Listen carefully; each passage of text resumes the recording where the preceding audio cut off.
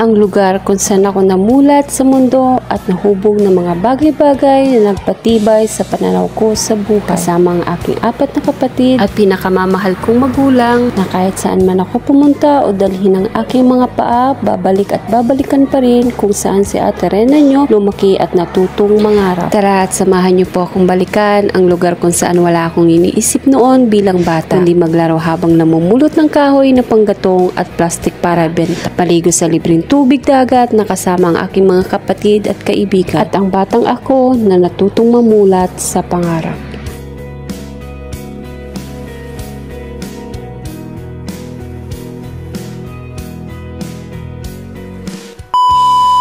Hi everybody! It's me again at your Ren's Vlog. For today's video po, gusto ko lang pong ipakita sa inyo. This is the place where we grow up.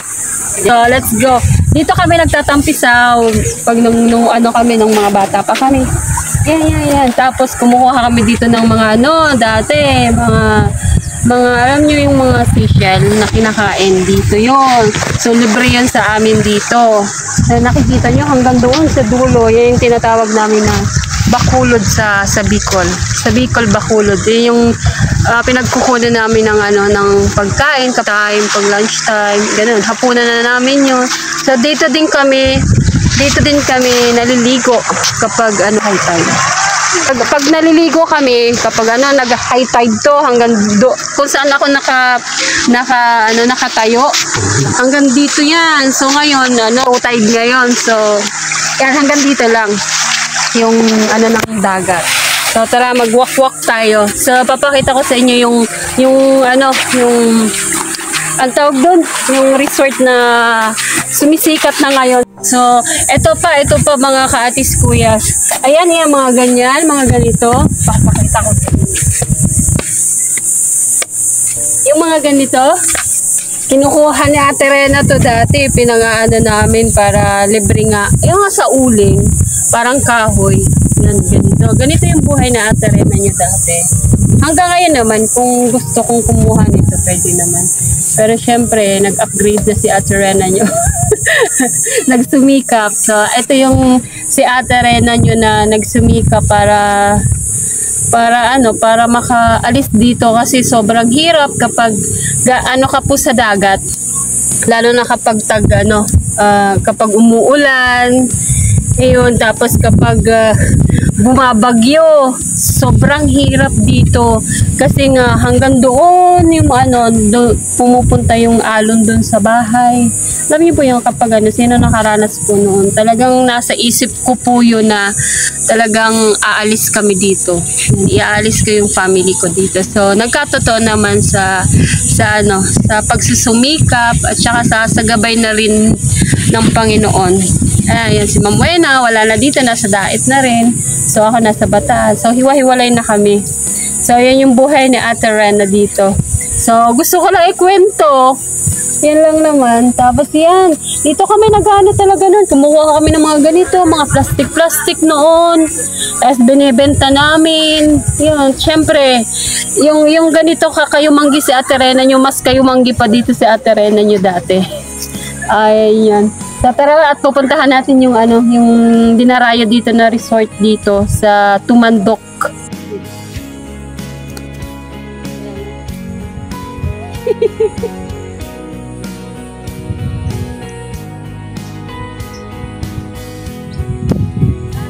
Ito nakikita nyo. Ito yung puno na nabuwal na. So ugat na lang yung ugat na lang po yung natira dahil nga po sa pag nag-high tide, ayan, ito nang nangyayari. So yung ugat lumalabas na. Sobrang ang ganda nito. Hindi ko alam kung anong puno po ito pero bata pa po kami, wala to. Maliliit lang talaga to, as in maliliit lang po. Ngayon, ang lalaki na, ganito na po siya. So ayan, maganda siyang maganda na siyang palamuti dito sa taking ka. Ang ganda na. Ganito na yung ugat-ugatan. So ayan. So yan. Ayan, yung na yan. Yan, bahayan dati. So wala nang tao kasi nga sobrang na nga po.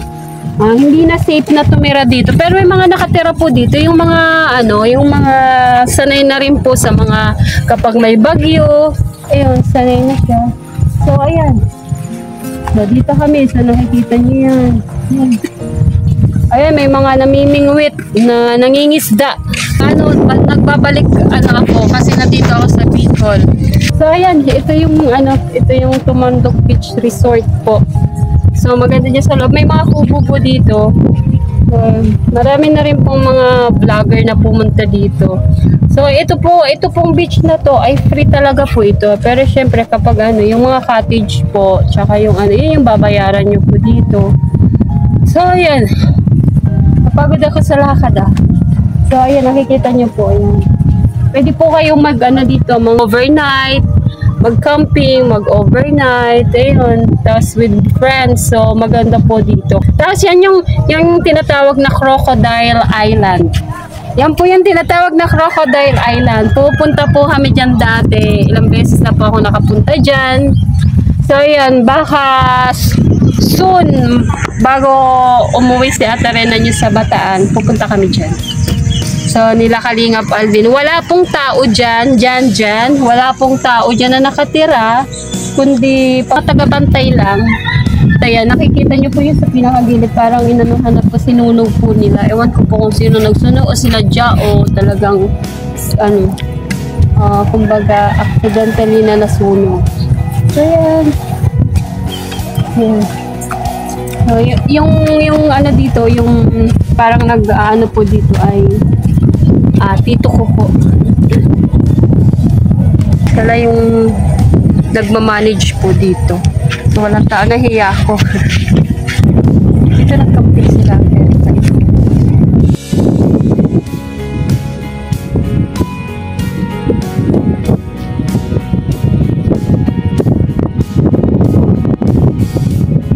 Oh, yeah.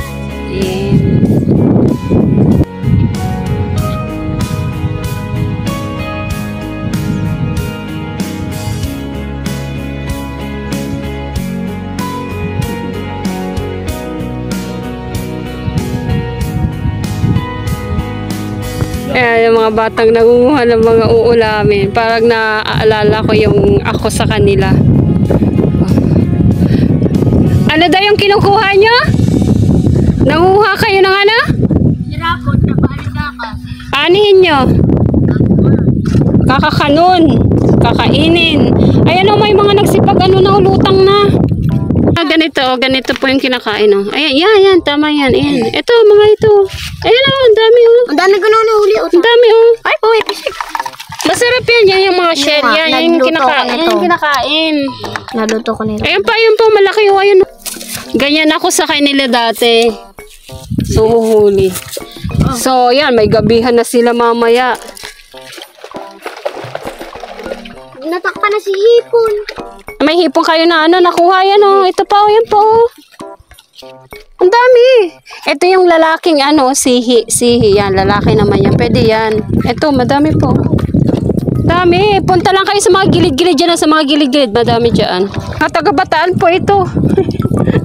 Nagbakasyon dito. Tapos ng bakasyon, nandito pa sila. Wala pala. Yan o. Sihi po ito o. Ay, nagsipag-anuhan siguro minsan may mga kasabihan kapag nagsisipag-litawan siya. Pagkataan natin to kay Papa. Gataan nyo ng may malunggay. Ay, ang sarap niya, nanamit. Hawakan nyo to, dahil uwi na ako. Sayang. Damihan nyo sa mga gilid-gilid, sa gilid-gilid may mga, ayan ang dami doon. Yan yung bahay namin. Dito kami naglumaki. Wala na, matagal na pong walang walang tao. Minsan lang kami napunta dito. So, ayan.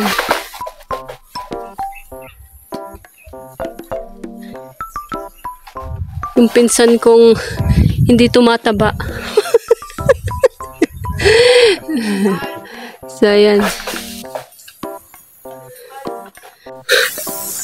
So, mayroon na. Ito na po yung bahay namin. Ayan. Ayan, kita nyo po. Ayan, wala na. Sira-sira na. Pero malinis pa rin. Pinapalinisan pa rin po namin yan. Ayan, o. Ayan. Pinapalinisan pa rin namin yan. Mini-maintain namin yung kalinisan dito. Kasi tulad ngayon po, pumunta kami dito. So, ayan. Magbubuko lang po. So, kailangan malinis yun. So, yun. Kumuha na rin po kami ng bebenta na nyug po. Ayan, mga ganyan. Ano may ito to yan, oh? So, yan. Daming mga puno kami dito. Ayan, puno ng talisay, may mangga pa doon. So, yan. Dadyak na ano no. Pagdulong ng pagtama doon sa puno nun. Niyog. So, yan. Wala na po dito mga tao. Kasi nga po sa pag bumabagyo po, delikado na. So, mga ganda lang po ditong manirahan kapag summer time, mga ganun. So, yan. Ito po yung sayawan dati. Yan yung sayawan. Yan yung parang stage po namin. Purok po ito. So, wala na yung mga tao dito. Nagsipaglikas na doon na po sa pinakabundok. Ayun. Kunti lang ang tamis. Pero matamis siya. Di tulad nung kanina. Di may hinaano ako na tamis talaga. Yung parang asukal. May ganun kuya. Parang asukar. Oy, bida. Maghanap pa ba naman? Ito yung binigay ni kuya. Matamis. Mahamis yan. Ano pa? May saro pa. Oy, baka gulpi mo na yan. Darog-rag na ito. Ay, gulpi ito to. Ay, dito yan. Ito yun. Ay, masaan. Maganda. Baka kung... Oy, ito yung ano yun? hari na bago sa parani. Hindi ko kung nasa iyo na inig. Baka nagpasildo na. Ba, nagtao dyan araw? Maana, sarado. Asa yung mga bata? Ang Ay.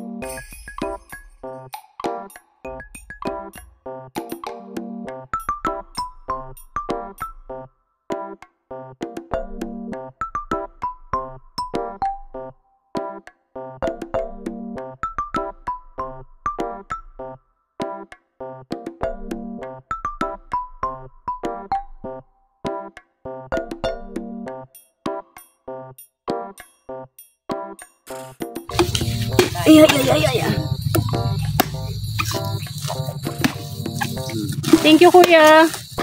Lawad ka din? nalawod, manager na yan dyan. Manager mo. Duwa na baruto ka yan. Hindi ko Ayos ah. akam ko. Duwa baruto ka yan dyan. Dinadala. Duwa na. Duwa na. Galing ah. Sabihin niya. Yan ah. Tama-tama. Ano na ganda? Gagawin yata yung sa dahil ito. Danyek kaya. Dadaro mo sa dahil. Ito din.